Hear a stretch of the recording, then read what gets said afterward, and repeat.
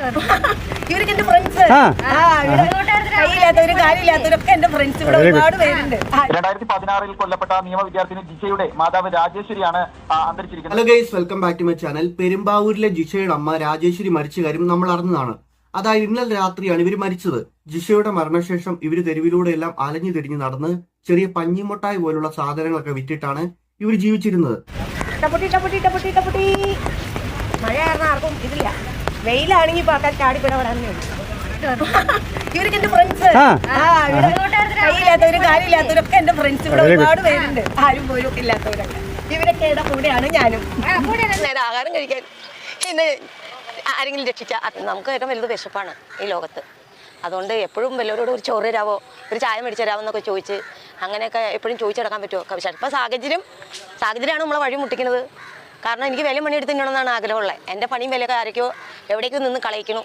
6 മാസം ജോലി ചെയ്തുകൊണ്ടിരുന്നോടത്ത് ഇപ്പോൾ 1 ദിവസം ജോലി തരാം, 2 ദിവസം ജോലി തരാം ഓഫീസിൽ നിന്നൊക്കെ വിളിച്ചു പറയണം.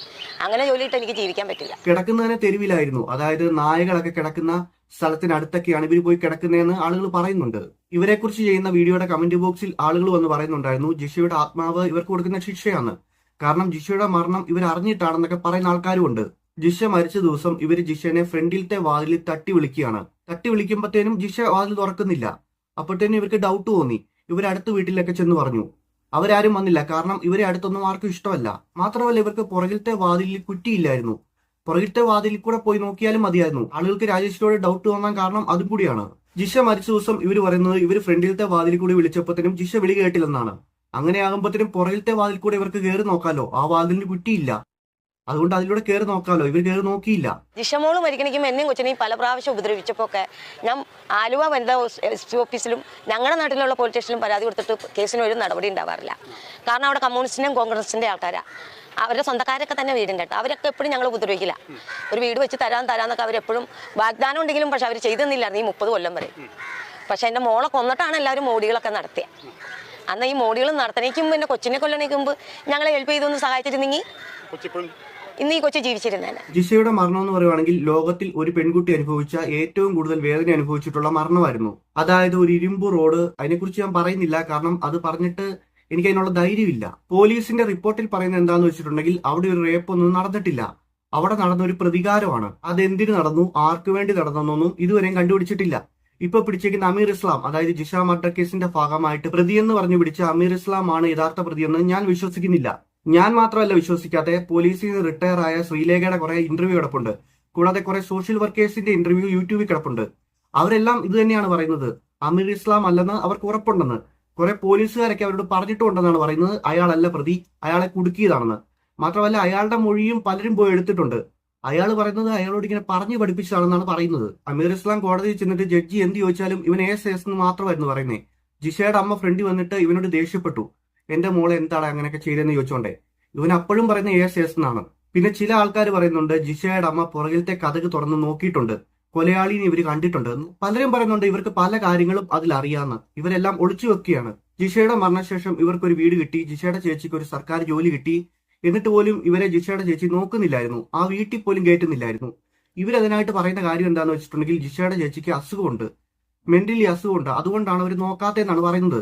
കാരണം എപ്പോഴും പുള്ളിക്കാരിക്ക് ദേഷ്യമാണ്, ആ ദേഷ്യം ഇവരോടാണ് തീർക്കുന്നത്. അതുകൊണ്ട് സ്വയം ഇവർ വീട്ടിൽ നിന്ന് ഇറങ്ങി പോകുന്നതാണ്. അവരോടൊരു ദേഷ്യവും വൈരാഗ്യവും ഇല്ലെന്നൊക്കെയാണ് ഇവർ പറയുന്നത്. എന്റെ അഭിപ്രായത്തിൽ ജിഷയെ കൊന്നത് ആരാണെന്ന് ഇവർക്ക് അറിയാമെങ്കിൽ ഇവരെ ആ കൊലയാളി പിന്നെ വെച്ചോണ്ടിരിക്കത്തില്ല. കാരണം അമ്മയല്ലേ, എപ്പോഴാണെങ്കിലും അത് പറയും. കാരണം മരിക്കുന്നതിന് മുമ്പെങ്കിലും അത് എഴുതി വെച്ചിട്ടേ മരിക്കത്തുള്ളൂ.